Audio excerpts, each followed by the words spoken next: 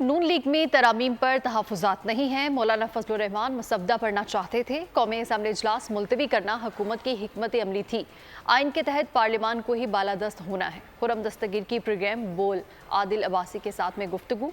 उन्होंने कहा कि 3 इदारों में मुल्क की समत के तयन की कशमकश हो रही है। आने वाले दिनों में हुकूमत तरमीम के मामले को निपटाएगी।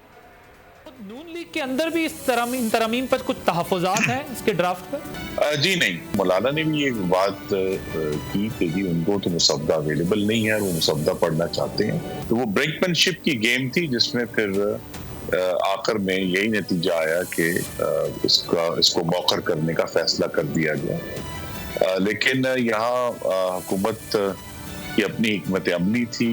आइन के तहत पार्लियामान को ही बालादस्त होना है। असल में तो हकीकत ये है कि मुल्क की सिमत का तयन करने की कशमकश हो रही है और वो 3 इदारों के दरमियान हो रही है, पार्लियामान, अदली और इंतजामिया के दरमियान।